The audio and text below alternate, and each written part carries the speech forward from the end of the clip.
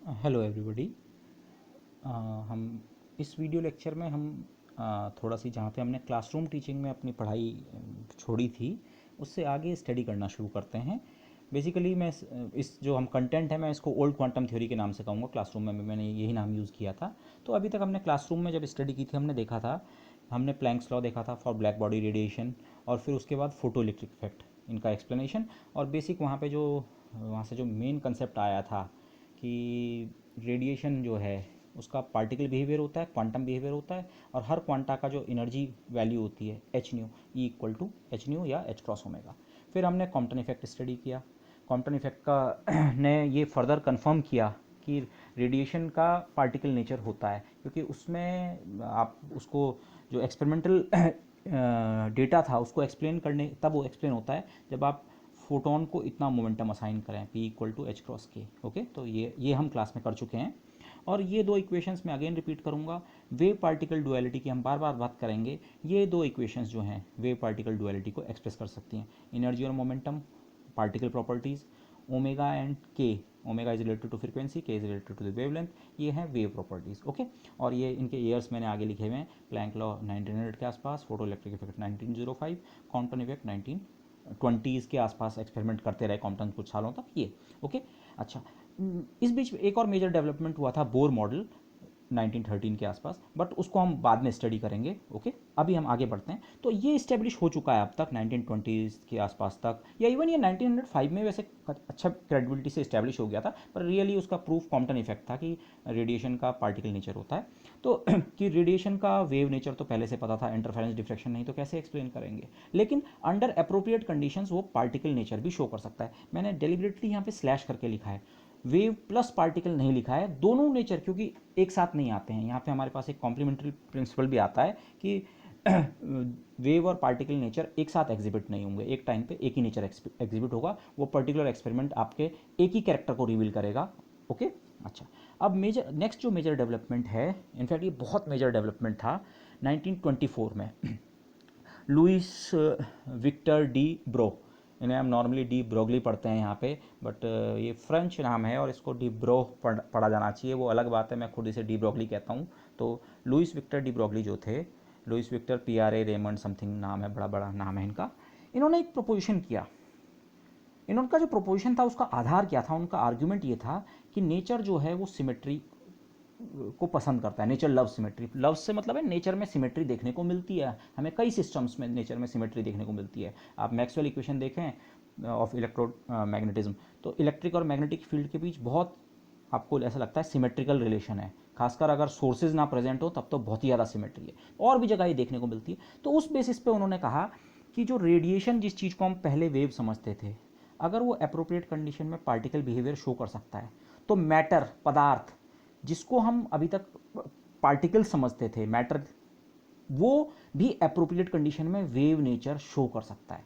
ये उन्होंने केवल अभी एक हाइपोथेसिस दी है, इसका कोई एक्सपेरिमेंटल प्रूफ नहीं है। ओके, तो यहाँ का सिचुएशन डिफरेंट थी, एक्सपेरिमेंट्स थे, एक्सपेरिमेंट्स को प्रूव को वो करने के लिए, उसके डेटा को समझाने के लिए ये आइडिया दिया गया कि हाँ फोटॉन्स होते हैं, light is compose of particles, भी ऐसा भी समझ सकते हैं।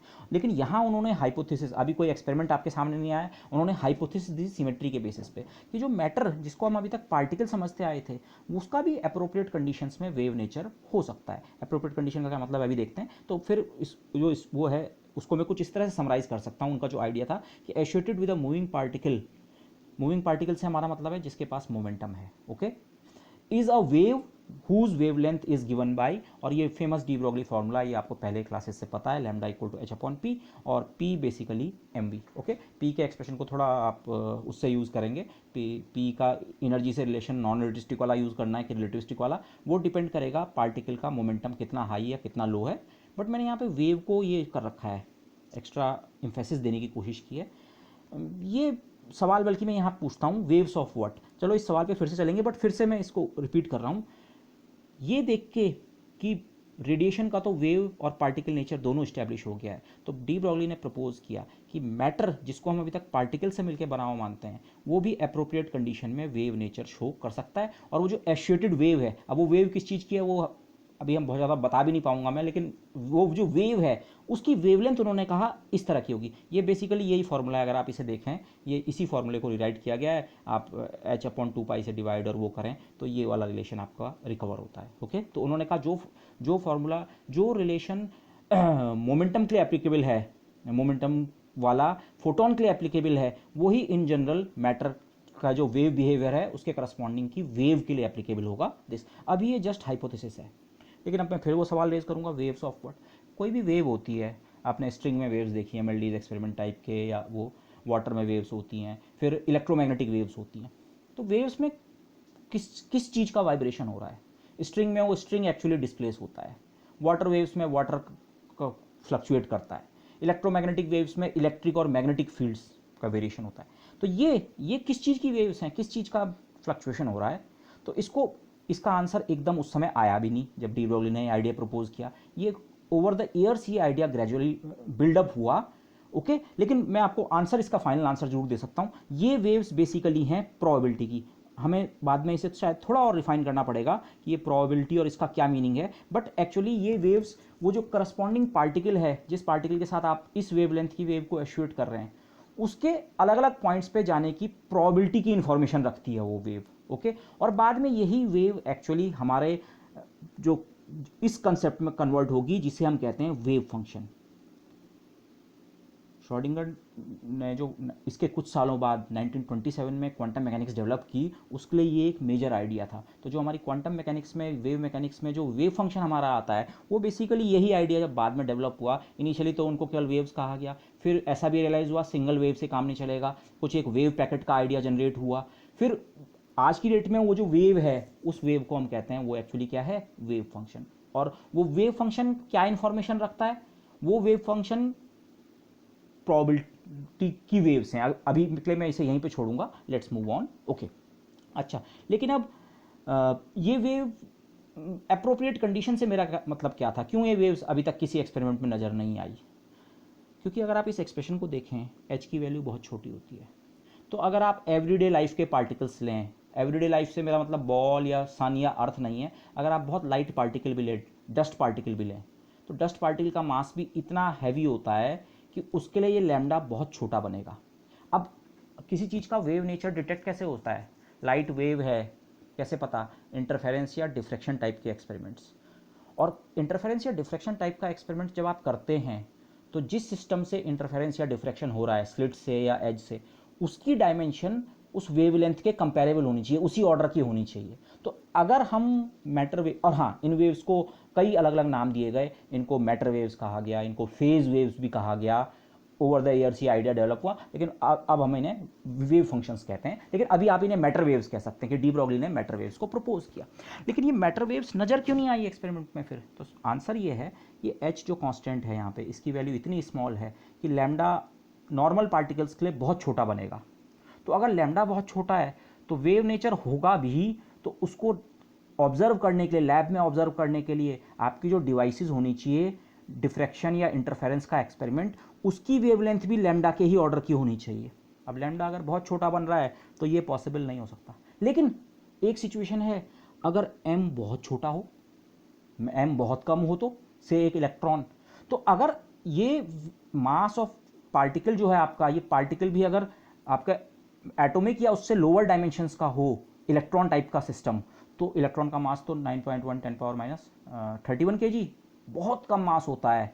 एटलीस्ट उस समय के पार्टिकल्स की बात करें, इलेक्ट्रॉन, प्रोटॉन, न्यूट्रॉन, जो नॉन कॉन्स्टिट्यूएंट्स ऑफ मैटर थे, तो उसमें सबसे लाइटेस्ट कौन था? इलेक्ट्रॉन। तो इलेक्ट्रॉन के लिए अगर इसे ट्राई करें तो ये लैम्डा फिर भी रेस्पेक्टेबल बनता है। रेस्पेक्टेबल मतलब आगे ये एक्सपेरिमेंट्स में क्लियर होगा कि अब लैम्डा हमारा उस रेंज में है जिस पे हम क्रिस्टल्स के साथ शायद डिफ्रैक्शन एक्सपेरिमेंट ट्राई कर सकते हैं। इनफैक्ट लोगों ने आगे ये किया और उसी से इस थ्योरी को बल मिला। Okay, so we will discuss that next. तो due to smallness of H only for very light particles lambda should be observable. जब एम बहुत कम होगा तभी लैम्डा इतना अप्रिशिएबल बन पाएगा कि शायद वो एक्सपेरिमेंट की पकड़ में आ जाए। और उसके लिए भी that too with special experiments, वो उसके लिए भी बहुत स्पेशल एक्सपेरिमेंटल सेटअप आपको करना पड़ेगा। ओके, अच्छा, और अगर ये वेव कैरेक्टरिस्टिक होता है, अभी अगेन मैं कह रहा हूँ ये हाइपोथेसिस है, वेव कैरेक्टरिस्टिक है उसके पास, वो पार्टिकल के साथ एसोसिएटेड एक वेव है, तो उस वेव को आप कैसे ऑब्जर्व करते हैं वेव की क्वालिटीज़ होती हैं इंटरफेरेंस या डिफ्रेक्शन। अब यहाँ पे एक्चुअली जो हुआ था, सबसे पहला जो इसका एक्सपेरिमेंटल प्रूफ आया था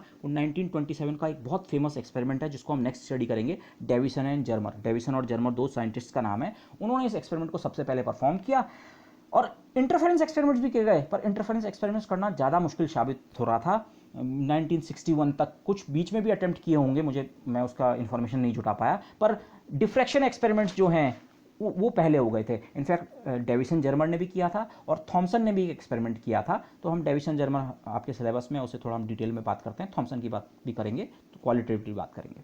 तो एक्सपेरिमेंटल सेटअप कैसा था, डेविसन और जर्मर ने एक निकल का क्रिस्टल लिया, एक निकल का क्रिस्टल है, और उस पर इलेक्ट्रॉन गन से इलेक्ट्रॉन्स की बौछार की। इलेक्ट्रॉन गन क्या होता है, इलेक्ट्रॉन गन ऐसा होता है उससे इलेक्ट्रॉन्स निकलते हैं बहुत हाई स्पीड से। वो इलेक्ट्रॉन्स को स्पीड कैसे जाती है, उनको किसी पोटेंशियल में एक्सेलरेट किया जाता है। आप उन्हें पॉजिटिव प्लेट की तरफ एक्सेलरेट कराते हैं और फिर उस प्लेट में सोचिए ये पॉजिटिव प्लेट है, तो इलेक्ट्रॉन नेगेटिवली चार्ज है, वो पॉजिटिव प्लेट की तरफ भागेगा और उस प्लेट में बीच में एक बारीक सा छेद होगा, तो कुछ इलेक्ट्रॉन्स वहाँ से एस्केप करेंगे और उन्होंने तब तक बहुत हाई वेलोसिटी गेन कर ली है। तो इस तरह के सिस्टम को नॉर्मली नाम हम इलेक्ट्रॉन गन कहते हैं। तो एक इलेक्ट्रॉन गन से इलेक्ट्रॉन्स को हमने एक निकल की क्रिस्टल पे स्ट्राइक किया।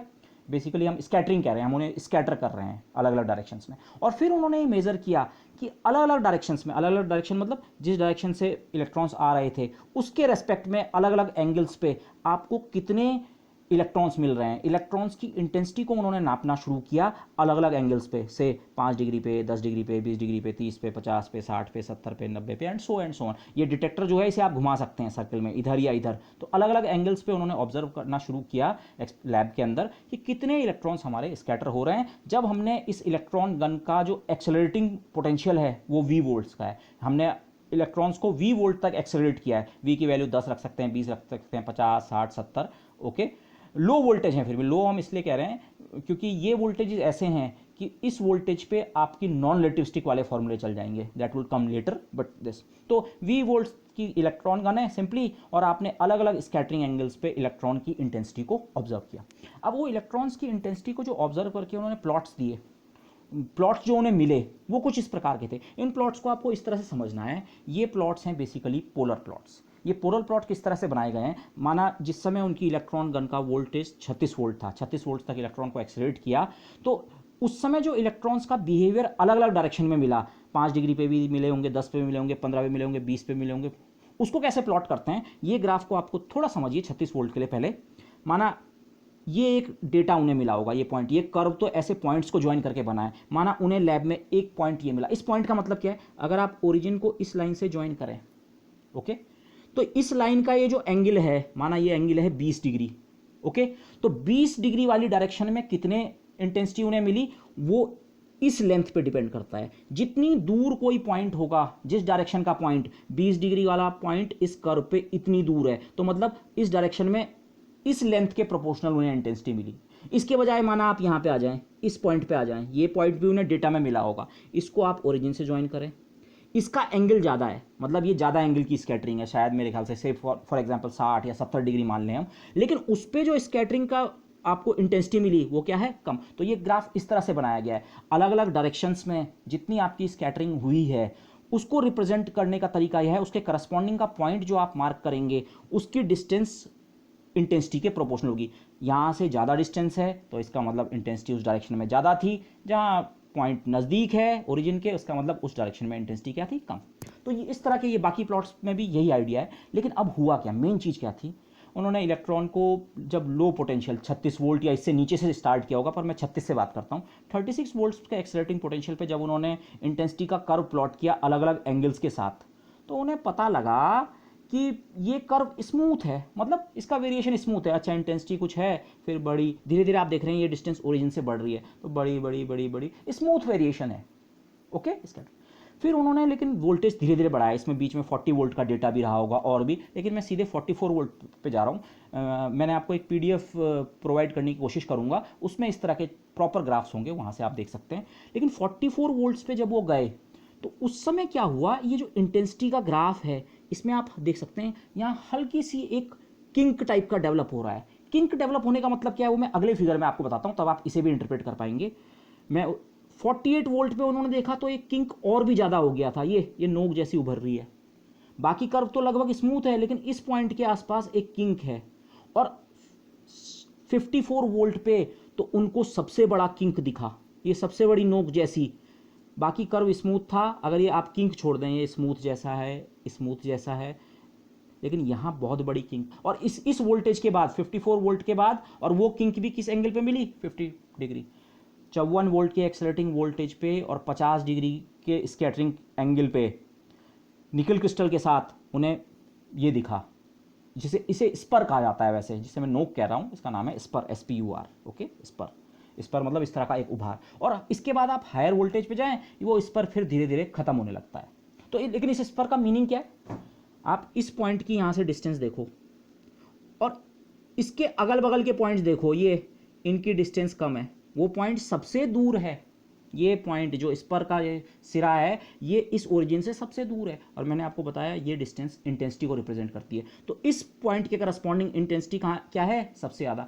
ये पॉइंट कौन सी डायरेक्शन में है, 50 डिग्री डायरेक्शन में। तो बेसिकली इसका मीनिंग ये है, उन्होंने जब 54 वोल्ट पे एक्सेलरेट किया होगा इलेक्ट्रॉन्स को, तो अलग अलग डायरेक्शन में उन्हें इलेक्ट्रॉन्स तो मिले, पर 50 डिग्री वाली डायरेक्शन में इंटेंसिटी बाकी जगह के मुकाबले बहुत ज़्यादा थी। इनफैक्ट 50 डिग्री के जो अगल बगल वाले पॉइंट्स भी थे, उनके मुकाबले भी इंटेंसिटी एकदम से क्या हो रही थी, बढ़ रही थी। तो आप ऐसे सोचिए, बाकी जगह तो इंटेंसिटी का वेरिएशन स्मूथ था, लेकिन 50 डिग्री वाली डायरेक्शन में इंटेंसिटी बहुत ज़्यादा बढ़ गई, और फिर धीरे धीरे एंगल बढ़ा तो फिर इंटेंसिटी कम हो गई। तो एक डायरेक्शन में इंटेंसिटी का वेरिएशन स्मूथ नहीं है, वहाँ पे अचानक से इंटेंसिटी का बिल्डअप हो रहा है, इंटेंसिटी बढ़ गई।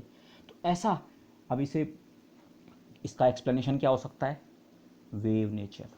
वेव्स जब कंस्ट्रक्टिवली इंटरफेयर करती हैं, सेम फेज में मिलती हैं, तो इंटेंसिटी वहाँ पे बढ़ जाती है। Okay, so this might be an evidence for the de Broglie matter waves. तो इनफैक्ट हम आगे कैलकुलेशन करके शो करेंगे, हाँ this was true, but you must get the idea कि अलग अलग एक्सेलरेटिंग पोटेंशियल पे अलग अलग डायरेक्शंस में उन्होंने इंटेंसिटी को मेज़र किया। धीरे धीरे इसमें स्पर आया, लेकिन मैक्सिमम वाला जो स्पर है, तो मैक्सिमम स्पर का मतलब इस समय पूरी तरह कंस्ट्रक्टिव इंटरफेरेंस हो रहा है। बाकी केस में इंटरफेरेंस हो भी रहा होगा, इस स्पर का मतलब भी वही है, लेकिन इस केस में पार्शियल वो हो रहा है। तो ये वाली कंडीशन को एक्सप्लोर करना सबसे बढ़िया है ये। तो अगर हम इसे वेव समझ रहे हैं, अब आप इसे ऐसे सोचिए, ये इलेक्ट्रॉन के पार्टिकल नेचर को भूल जाइए, ये इलेक्ट्रॉन एक वेव है, और उस इलेक्ट्रॉन की एनर्जी मुझे पता है, क्योंकि मुझे पता है मैंने इलेक्ट्रॉन्स को कितने वोल्ट तक एक्सेलरेट कर रखा है, मुझे इलेक्ट्रॉन्स की एनर्जी पता है। एनर्जी से मोमेंटम निकालेंगे, मोमेंटम से डी ब्रॉगली फार्मूले से इसकी वेवलेंथ निकालेंगे, और फिर उसे एक सिंपल वेव की तरह ट्रीट करेंगे। कोई वेव किसी पर्टिकुलर डायरेक्शन में कंस्ट्रक्टिव इंटरफेरेंस हो रहा है, लेकिन ये कंस्ट्रक्टिव इंटरफेरेंस हो क्यों रहा है, हम इसे डिफ्रैक्शन एक्सपेरिमेंट कहते हैं, पर बेसिकली वो लास्ट में तो दो वेव्स इंटरफेयर करती हैं। वो इंटरफेरेंस हो क्यों रहा है, आपको कोई भी मटेरियल आपको पता है, और खासकर ये निकल क्रिस्टल था, तो उसमें पीरियोडिक अरेंजमेंट ऑफ एटम्स होता है। ये पीरियोडिक लैटिस में जिसे आप कहते हैं, जालक में लगे हुए हैं आपके एटम्स। तो मैं सिंबॉलिकली दिखा रहा हूँ, माना ये आपके जालक में एटम्स लगे हुए हैं। तो अब हमारी इलेक्ट्रॉन बीम आई। अब आप इसे वो सोचिए जो हम ऑप्टिक्स में लाइट की रेज बनाते हैं। ओके, ये एक रे और लाइट की दूसरी रे, और फिर ये इन इलेक्ट्रॉन से स्कैटर होकर इस डायरेक्शन में जा रही है। हम स्कैटरिंग का एंगल हमारे लिए 50 डिग्री है, 50 डिग्री, और बहुत दूर जाके हमारा डिटेक्टर इन्हें ऑब्जर्व कर रहा है। ये दोनों रेज उस पर पहुंच रही हैं। अब ये दोनों रेज के बीच यहाँ पे कुछ पाथ डिफरेंस आ जाता है, उसे हम अभी कैलकुलेट करेंगे। बट ये दोनों रेज बराबर डिस्टेंस चल के नहीं आ रही हैं, उनके बीच पाथ डिफरेंस है। लेकिन अगर वो पाथ डिफरेंस लैम्डा या 2 लैम्डा या 3 लैम्डा या 4 लैम्डा होगा, इंटीग्रल मल्टीपल ऑफ लैम्डा, तो आप जानते हैं कि कंस्ट्रक्टिव इंटरफेरेंस होता है, ऑप्टिक्स में आपने पढ़ा है। तो वही आइडिया हम यूज़ करेंगे कि वेव्स हैं तो वेव्स में वही कंडीशन कि अगर पाथ डिफरेंस है, लेकिन पाथ डिफरेंस अगर एन लैम्डा टाइप का होगा, तो जरूर कंस्ट्रक्टिव इंटरफेरेंस होगा, और कंस्ट्रक्टिव इंटरफेरेंस होने का मतलब इस केस में इंटेंसिटी क्या होगी, हमें ज़्यादा मिलेगी। So let's try to do it this way. मैं यहाँ पे आपको एक पॉइंट और क्लियर कर दूँ, अलग अलग बुक्स यहाँ पे का जो ट्रीटमेंट करते हैं, इसको अलग अलग तरीके से करते हैं। मेरा मतलब अलग अलग तरीके से है। मैं जिन प्लेन्स को कंसिडर कर रहा हूँ, इनफैक्ट मैं प्लेन्स भी कंसिडर नहीं कर रहा हूँ, मैं इस चीज़ को इस तरह से डिस्क्राइब कर रहा हूँ। ये आपके इलेक्ट्रॉन बीम आई, अब उसे हम वेव की तरह ट्रीट कर रहे हैं। तो वेव वो एक एटम से स्कैटर हुई, और उसके बगल वाले एटम से भी स्कैटर हुई। ओके, आने वाली बीम भी पैरेलल थी, जाने वाली बीम भी पैरेलल थी। एंगल जितना चेंज हुआ वो 50 डिग्री है, ये बीम 50 डिग्री मुड़ गई, ये बीम भी 50 डिग्री मुड़ गई। ओके, मैं केवल इन दो बीम्स के बीच का पार्ट डिफरेंस कैलकुलेट करूंगा और उस पार्ट डिफरेंस को एन लेमडा के बराबर रख दूंगा। बाकी ट्रीटमेंट कई बार क्या करते हैं, वो यहाँ पे ब्रैग प्लेन्स और उसकी बात करते हैं, तो उसके कारण क्या होता है, वो ट्रीटमेंट गलत नहीं है, पर अगर आप उस तरीके से ट्रीटमेंट कर रहे हैं तो फिर आपको अप्रोप्रिएट डिस्टेंसेज लेनी पड़ती है। ब्रैग प्लेन्स के बीच की डिस्टेंस कितनी है, मैं इसे इसलिए पॉइंट कर रहा हूँ क्योंकि यहाँ पे मैं जो डिस्टेंस लूंगा मेरे लिए डिस्टेंस की वैल्यू होगी 2.15 एंगस्ट्रॉम। वो कौन सी डिस्टेंस है, ये दो निकल्स के एटम्स के इस प्लेन के बीच की डिस्टेंस। अलग अलग प्लेन्स, ब्रैग प्लेन्स में उनके बीच की डिस्टेंस अलग अलग हो सकती है, तो मैं ये वाले प्लेन्स ले रहा हूं। कौन से प्लेन, जो इनकमिंग बीम के क्या हैं, परपेंडिकुलर। उस प्लेन के जो निकल एटम्स होते हैं उनके बीच की डिस्टेंस कितनी होती है, 2.15 एंगस्ट्रॉम। तो अगर आप दूसरे ट्रीटमेंट को फॉलो कर रहे हैं तो इस पॉइंट को थोड़ा ध्यान रखना। हो सकता है वहां आपको ये डिस्टेंस 0.91 एंगस्ट्रॉम या जो भी, मेरे को एग्जैक्ट नंबर ध्यान नहीं है, डिफरेंट मिल सकता है। तो आप ये ना सोचें क्या बात हो रही है, एक कैलकुलेशन वाला ये इस्तेमाल कर रहा है, एक ये वाला, तो मैं इस तरीके से कर रहा हूँ। प्रॉब्ली ये सबसे ईजीएस्ट तरीका है। ओके, तो अब आइडिया क्या है, वेव, हम डी ब्रॉगली हाइपोथेसिस को सही मान रहे हैं, वेव आई, वेव। अब मैंने यहाँ पे इस फिगर को इनलार्ज किया है, ये जो ये दो वो थी रेज थी, इनको मैंने ये दिखाया है, और आफ्टर स्कैटरिंग वो ये गई। ओके, पैरेलल रहेंगी, इस फिगर में पैरेलल नहीं बन पाई। दिस, अब इनके बीच का पार्ट डिफरेंस कितना है, यहाँ देखिए मैं 2 पेन यूज़ कर रहा हूँ, यहाँ तक ये वेव साथ आ रही हैं, साथ आ रही हैं, साथ आ रही हैं, साथ आ रही हैं, इस पॉइंट तक इनके बीच कोई पार्ट डिफरेंस नहीं है। लेकिन अब ये यहाँ से चलना शुरू हुई।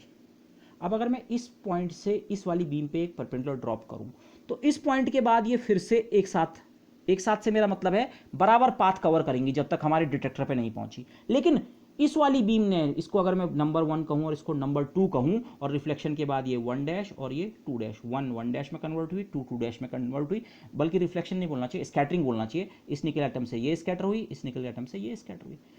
आने वाली डिस्टेंस इनकी बराबर है, जाने वाली डिस्टेंस इस पॉइंट के बाद फिर से बराबर है दोनों की। तो एक्स्ट्रा जो डिस्टेंस हमारी नंबर 1 बीम ने चली है वो इतनी है, दिस डिस्टेंस, ये, तो यही इनके बीच का पार्ट डिफरेंस है। तो अगर हम इस पार्ट डिफरेंस को कैलकुलेट कर लें तो हमारा काम हो जाएगा। तो ये पार्ट डिफरेंस कैलकुलेट करना ज्योमेट्री से बहुत आसान है।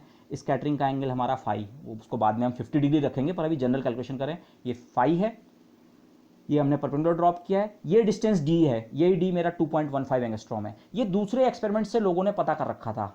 दूसरे एक्सपेरिमेंट्स कौन से थे, क्रिस्टल्स पे एक्सपेरिमेंट लोगों ने एक्सरे के साथ शुरू कर दिए थे। एक्सरे रेडिएशन है, रेडिएशन के साथ तो डिफ्रैक्शन होता ही है, तो डिफ्रैक्शन एक्सपेरिमेंट आपको क्रिस्टल्स की इन्फॉर्मेशन देते ही हैं, पर अभी तक वो इन्फॉर्मेशन आपको रेडिएशन से मिली थी। रेडिएशन का वेव नेचर होता है, तो उससे डिफ्रैक्शन मिला, उस डिफ्रैक्शन से उन्होंने ये डिस्टेंस निकाल रखी थी। तो दूसरे एक्सपेरिमेंट से आप पे ये डेटा है डी, लेकिन अभी मैं इसे डी कह रहा हूँ, ये डिस्टेंस डी है, ये एंगल फाई है। तो अगर ये फाई है तो ये एंगल 90 - फाई होगा, और फिर इस राइट एंगल ट्रायंगल में ये एंगल फिर से कितना होगा, फाई। तो अगर ये साइड डी है और ये एंगल फाई है तो ये सामने वाली आर्म होगी डी टाइम्स साइन फाई। तो जो मेरा पाथ डिफरेंस था, जिसमें मेरा इंटरेस्ट था, पाथ डिफरेंस दोनों वेव्स के बीच का, ये length, that is equal to D sine phi. यहाँ पे मैंने लिखा हुआ है, बट बहुत ईजी है दिस, बस इतना ही मुझे करना है और मुझे कुछ नहीं करना इस वाले ट्रीटमेंट में। तो path difference d sine phi का है, तो पाथ डिफरेंस अगर एन लैम्डा होगा तो हमें क्या मिलेगा, कंस्ट्रक्टिव इंटरफेरेंस। और इस केस में हमारा एन 1 होना चाहिए, क्योंकि डिफ्रेक्शन में आप जानते हैं अलग अलग ऑर्डर का डिफ्रेक्शन होता है। अगर n बराबर 2 या 3 या 4 होता, तो माना से n बराबर 2 है, तो एक n बराबर 1 के करस्पॉन्डिंग का डिफ्रेक्शन भी होना चाहिए था, वो किसी और एंगल पे मिलना चाहिए था, बल्कि वो लोअर एंगल पे मिलना चाहिए था। ओके, तो वो तो मिला नहीं, तो इसका मतलब ये फर्स्ट ऑर्डर का ही डिफ्रेक्शन है। तो n की वैल्यू हम यहाँ पे कितनी लेंगे, 1 लेंगे। ओके, अच्छा, इनफैक्ट ये ट्रीटमेंट जो मैं आपको कह रहा हूँ ब्रैग प्लेन वाले ट्रीटमेंट से इसलिए भी बढ़िया है, क्योंकि यहाँ मैंने क्या किया है, जो ये स्कैटरिंग हो रही है, ये टॉप मोस्ट लेयर निकल की जो सरफेस है उस पर मौजूद जो एटम्स हैं उन्हीं से हमने स्कैटरिंग कंसिडर की है। अगर हमारी इलेक्ट्रॉन बीम की एनर्जी बहुत ज़्यादा नहीं है और 50 वोल्ट, 60 वोल्ट, 70 वोल्ट तक जो इलेक्ट्रॉन्स एक्सलेट होते हैं उनकी एनर्जी इतनी ज़्यादा भी नहीं होती है, तो उस केस में इलेक्ट्रॉन बीम बहुत अंदर तक पेनिट्रेट भी नहीं करेगी। तो ये ट्रीटमेंट मुझे थोड़ा ज़्यादा बेटर लगा है, मैं चाहूँगा आप भी इसे फॉलो करें, सिंपल भी है, इफेक्टिव भी है। तो again returning back to constructive interference की कंडीशन है पार्ट डिफरेंस होना चाहिए एन लैम्डा। एन हम जस्टिफाई कर रहे हैं कि हमारा डिफ्रेक्शन किस ऑर्डर का होगा, फर्स्ट ऑर्डर का। तो अब दूसरे एक्सपेरिमेंट्स जो मैंने कहे, दूसरे ऑब्जर्वेशन से लोगों को ये पता था, लोगों ने निकाल रखा था कि ये जो स्पेसिंग है, इंटर एटमिक स्पेसिंग, इस प्लेन में देखो, इंटर एटमिक स्पेसिंग कई तरह की होती है। अगर आप इस वाले ब्रैग प्लेन को लें, अगर ये एक ब्रैग प्लेन बनता है तो ये स्पेसिंग अलग होगी। तो अलग अलग ब्रैग प्लेन्स में अलग अलग स्पेसिंग हो सकती है। मैं इस वाले प्लेन की बात कर रहा हूँ, किस प्लेन की, जो बीम के सामने, जस्ट सामने परपेंडिकुलर है। तो उस प्लेन में डी की वैल्यू जो एक्सपेरिमेंटली मेजर्ड थी वो थी 2.15 एंगस्ट्रॉम, 0.25 नैनोमीटर या 2.15 एंगस्ट्रॉम। स्कैटरिंग का एंगल हमारा है 50 डिग्री। तो डी की वैल्यू रखी, इसकी वैल्यू रखी, एन की वैल्यू 1, तो हमें लैम्डा पता लग गया। अगर ये फॉर्मूला सही है, इंटरफेरेंस ही हो रहा है इस डायरेक्शन में कंस्ट्रक्टिव, जिसके कारण इंटेंसिटी उस डायरेक्शन में ज़्यादा बड़ी हुई दिखी, तो उस वेव की वेवलेंथ कितनी होनी चाहिए, वेव के फॉर्मूले से हम निकाल सकते हैं दिस, और आप ये वैल्यूज़ रखें, कैलकुलेटर में इनपुट करें तो 1.646999 समथिंग एंगस्ट्रॉम आ रहा है। इसको मैं राउंड ऑफ कर दूं तो 1.65 एंगस्ट्रॉम। ओके, ये वेव थ्योरी से निकला, डिफ्रैक्शन के रिजल्ट्स को वो करके। और अब अगर हाइपोथेसिस सही है डी ब्रॉगली की, तो डी ब्रॉगली ने ये फॉर्मूला तो दे रखा है वेवलेंथ के लिए H/P। तो इलेक्ट्रॉन्स का मोमेंटम पता करेंगे, H कांस्टेंट है, वहां से भी लैम्डा निकालने की कोशिश करते हैं। अब P आप कैसे निकालेंगे, आपको इलेक्ट्रॉन्स की एनर्जी पता है। इलेक्ट्रॉन्स को आपने अगर v वोल्ट तक एक्सेलरेट किया है तो उसकी एनर्जी होती है E टाइम्स v। ये फोटो इलेक्ट्रिक इफेक्ट में भी मैंने जहाँ पे आपको इलेक्ट्रॉन वोल्ट की डेफिनेशन बताई थी वहाँ पे ये आया था। इलेक्ट्रॉन जिसका चार्ज E होता है उसको अगर v वोल्ट्स तक आप एक्सेलरेट करें तो वो इतनी एनर्जी गेन करता है। अगर रिटार्ड करेंगे तो इतना एनर्जी लूज करेगा, पर इस केस में इतनी एनर्जी क्या करेगा, गेन। तो v वोल्ट्स तक, हमने 54 वोल्ट की बात है, तो 54 वोल्ट तक जिस इलेक्ट्रॉन को एक्सेलरेट कर दिया हो आपने, तो उसके पास जो काइनेटिक एनर्जी होती है वो होती है इलेक्ट्रॉन का चार्ज इंटू 54 वोल्ट। ओके, बाकी आप वैल्यू रख सकते हैं। तो ये एनर्जी मुझे पता है, E पता है। मैं जो एक्सप्रेशन यूज़ कर रहा हूँ यहाँ पे नॉन रिलेटिविस्टिक वाला यूज़ कर रहा हूँ, मैं इस एक्सप्रेशन की तरफ नहीं देख रहा हूँ। ये मैंने क्लास में डिस्कस किया था, non relativistic expression, relativistic expression. जब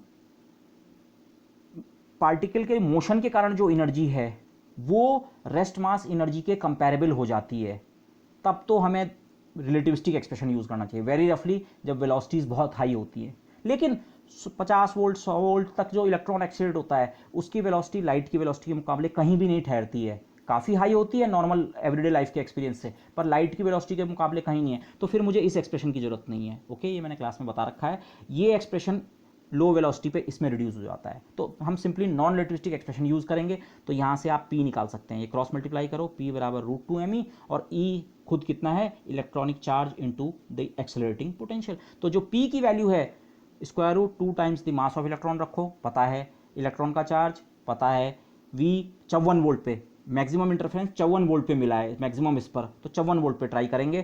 तो इसको रख के अगर आप वेवलेंथ निकालें इस फॉर्मूले में, और इस वेवलेंथ के साथ मैंने D लिखा है, D फॉर डी ब्रॉगली।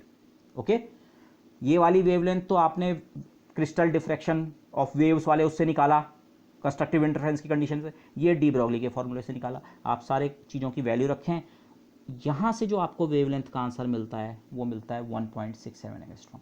अब आप इन दोनों का एग्रीमेंट देखिए, और ये एक्सपेरिमेंट तो सबसे पहला एक्सपेरिमेंट था 1927 का। उसके बाद तो एक्सपेरिमेंट्स बहुत ज़्यादा रिफाइन हो गए हैं, बहुत हाई लेवल ऑफ एक्यूरेसी तक ये आपके आंसर्स मैच करेंगे। तो इवन इसी लेवल पे मैच कर रहे हैं, तो ये एक्सपेरिमेंटल प्रूफ है कि डी ब्रॉगली की हाइपोथेसिस सही है। मैटर के साथ, पार्टिकल्स के साथ, मूविंग पार्टिकल्स के साथ आप एक वेव एसोसिएट कर सकते हैं। भले ही चलो अभी हमें उस वेव का ज़्यादा ये नहीं पता कि वो वेव है किस चीज़ की या कुछ, लेकिन ये पता लग रहा है हाँ वेव कैरेक्टरिस्टिक तो है, क्योंकि ये डिफ्रैक्शन ऑब्जर्व हो रहा है, और डिफ्रैक्शन के जो de Broglie hypothesis, de Broglie formula जो वेवलेंथ बता रहा है वही वेवलेंथ यहाँ से भी जस्टिफाई हो रही है। तो this was the first experimental proof. और इस एक्सपेरिमेंट के लिए डेविसन को और थॉमसन को, जर्मन को नहीं, थॉमसन ने एक दूसरा एक्सपेरिमेंट किया था, इन दोनों को 1937 का नोबेल प्राइज दिया गया। तो इस एक्सपेरिमेंट ने क्रेडिबिलिटी सेट की कि डी ब्रॉगली का आइडिया क्या है सही। और बाद में मैंने जैसे आपको पहले कहा, ये आइडिया बहुत इंपॉर्टेंट था, क्योंकि अब क्या हो गया, इससे पहले इन एक्सपेरिमेंट्स ने तो ये स्टैब्लिश किया भाई रेडिएशन का डुअल नेचर होता है, कभी वेव कभी पार्टिकल। अब मैटर पार्टिकल तो हमेशा से माना जाता रहता था, इलेक्ट्रॉन प्रोटॉन न्यूट्रॉन ये पार्टिकल्स की तरह खोजे गए, एलिमेंट्री वालों की बात कर रहा हूँ, तो बाकी मैटर भी इनसे मिलकर बना है, तो पार्टिकल तो रहा ही। लेकिन अब ये एक्सपेरिमेंट शो कर रहे हैं कि डी ब्रॉगली की हाइपोथेसिस सही है। एप्रोप्रिएट कंडीशन में मैटर भी किसकी तरह बिहेव कर रहा है, वेव की तरह। तो अब जो ये है वेव पार्टिकल नेचर है, ये केवल रेडिएशन तक सीमित नहीं है, मैटर के लिए भी है। तो अब रेडिएशन और मैटर भी नहीं बोलेंगे हम, हर चीज़ का है, हर चीज़ का वेव नेचर भी हो सकता है एप्रोप्रिएट कंडीशन में, और उसी चीज़ का एप्रोप्रिएट कंडीशन में क्या हो सकता है, पार्टिकल नेचर भी हो सकता है। और इसी को हम कहते हैं वेव पार्टिकल डुअलिटी, द्वैत प्रकृति जो है। तो द्वैत प्रकृति आपकी रेडिएशन की भी है और मैटर की भी है। और कनेक्टिंग इक्वेशंस अगेन मैं रिमाइंड कराऊंगा, ये हैं, these are the basic connection between wave and particle properties. Okay, मैं थोड़ा थॉमसन का जिक्र करूंगा। थॉमसन ने एक जो एक्सपेरिमेंट किया था वो भी एक डिफ्रैक्शन एक्सपेरिमेंट था। उस डिफ्रैक्शन एक्सपेरिमेंट को ऐसे करते हैं, एक्सरे के साथ लोग उस तरह के एक्सपेरिमेंट अगेन कर रहे थे। एक्सरे रेडिएशन की एक फॉर्म है, आपकी एक्सरे आई और आप उसे एक पाउडर्ड सैंपल पे डाल देते हैं। पाउडर्ड सैंपल का मतलब क्या होता है, पाउडर के हर एलिमेंट को आप एक छोटा छोटा क्रिस्टल समझ सकते हैं, लेकिन वो क्रिस्टल अलग अलग डायरेक्शंस में ओरिएंटेड होते हैं। तो उसके कारण होता क्या है, वहां पे आपको स्क्रीन पे जो पैटर्न मिलता है, जिसे लाउ पैटर्न कहते हैं, LAUE, वो पैटर्न कुछ ऐसा दिखता है। बाद में जब आप उस प्लेट को डेवलप करते हैं, फोटोग्राफिक प्लेट या जो भी, उसमें आपको कंसेंट्रिक सर्कल्स मिलते हैं, इस तरह के सर्कल्स मिलेंगे आपको। तो इन सर्कल्स को लाउ सर्कल्स कहा जाता है। और ये इनका रीज़न हमें पता है, ये वही उसीलिए उस पर्टिकुलर डायरेक्शन में आपकी जो बीम है वो कंस्ट्रक्टिवली इंटरफेयर करती है, तो वहाँ पे इंटेंसिटी ज़्यादा। अभी मैं लाइट की बात कर रहा हूँ, एक्सरे एक तरह की लाइट है, वेरी हाई फ्रीक्वेंसी रेडिएशन है। तो उसके साथ लोगों ने एक्सपेरिमेंट कर रखे थे, क्रिस्टल का पाउडर लिया लेकिन थॉमसन ने यही एक्सपेरिमेंट किया इलेक्ट्रॉन बीम के साथ। इलेक्ट्रॉन्स भेजे किसी पॉलीक्रिस्टलाइन मटेरियल पे, शायद उन्होंने एल्यूमिनियम की शीट यूज़ की थी या वटेवर, लेकिन ये, और उनको ऐसे ही पैटर्न मिले। इलेक्ट्रॉन यहाँ पे बहुत ज़्यादा इस सर्किल में, फिर कम इंटेंसिटी ऑफ इलेक्ट्रॉन, फिर अगले सर्किल में बहुत ज़्यादा इलेक्ट्रॉन, और फिर अगले सर्किल में। तो ये पैटर्न अगर आपको बुक्स या इंटरनेट पे बहुत आराम से मिल जाएगा। आप एक्सरे डिफ्रैक्शन को इलेक्ट्रॉन, इसे हम इलेक्ट्रॉन डिफ्रैक्शन कहते हैं, आप इलेक्ट्रॉन डिफ्रैक्शन से कंपेयर कीजिए, एग्जैक्टली सेम दिखते हैं। ओके, तो इस एक्सपेरिमेंट ने भी स्टैब्लिश किया, अरे एक्सरे में डिफ्रैक्शन पैटर्न क्यों आता है, ये अरे वेव है वो तो आता है। तो इलेक्ट्रॉन भी तो यही बिहेवियर दे रहा है, इसका मतलब इलेक्ट्रॉन भी किसी तरह बिहेव कर रहा है वेव की। तो ये दूसरा एक्सपेरिमेंट था जिसने इसे इस्टेब्लिश किया, और इसीलिए फिर डेविसन जर्मर दोनों को इसका नोबेल प्राइज़ दिया गया। ओके, मैं यहाँ पे एक जस्ट हिस्टोरिकल फैक्ट बताना चाहूँगा। ये जो थॉमसन है, ये सर जे थॉमसन के बेटे थे जिन्होंने एक्सपेरिमेंट किया था। जे थॉमसन ने इलेक्ट्रॉन की खोज की थी और उन्हें भी नोबेल प्राइज़ मिला था फिजिक्स में। और थॉमसन के एक्सपेरिमेंट को आप एक तरह से देखें तो थॉमसन के एक्सपेरिमेंट ने ये तो सिद्ध किया कि इलेक्ट्रॉन क्या है, वेव है। अप्रोप्रिएट कंडीशन वगैरह मैं छोड़ रहा हूँ, बट वेव है। तो फिर कुछ लोग मजाक में भी कहते हैं कि बाप को तो मिला नोबेल प्राइज़ की इलेक्ट्रॉन पार्टिकल है और बेटे को मिला कि एनर्जी वेव है। तो जैसे इनका घर की बपौती हो रखी है कि कुछ भी बोलो और नोबेल प्राइज़ ले जाओ, समथिंग लाइक दैट। बट वो they was a very great people, उन्होंने अपने समय में बहुत बड़ा काम है, जब वो कोई उस तरफ सोच नहीं रहा था, उस तरह की चीज़ें नहीं कर रहा था उस तरफ की, तो they deserve the Nobel prize. ये जस्ट जोक्स हैं। तो with this I will come to the end of this lecture. तो वेव पार्टिकल डुअलिटी हम एक मोर और लेस अब इस्टेब्लिश कर चुके हैं। ओके, अब हम इससे आगे बढ़ेंगे। एक टॉपिक यहाँ पे और आएगा, क्योंकि अब हम वेव्स की तरफ जा रहे हैं, तो यहाँ पे दो कंसेप्ट आते हैं, वेव वेलोसिटी और ग्रुप वेलोसिटी। इनको मैं डिस्कस करूँगा, बट ये आपने अपने पिछले कोर्सेज में वेव्स एंड ऑसिलेशंस और ऑप्टिक्स के साथ ये पढ़ रखा है, वहाँ सिलेबस के कंटेंट में होता है। तो मैं चाहूँगा आप इसे थोड़ा रिवाइज ज़रूर कर लें। जिस भी सोर्स से आपने किताब कोई पढ़ी हुई है उससे देखिए, नहीं तो इंटरनेट पे थोड़ा सर्च कीजिए, एक पेज में मिलेगा, तो वहाँ से भी आपका काम हो जाएगा। इनको थोड़ा आप अपने एंड से रिवाइज कर लेंगे, तो जब मैं पढ़ाऊँगा आपको भी सहूलियत होगी, मुझे भी सहूलियत होगी। तो with that I will and this lecture for now. ठीक है, ओके, थैंक्स।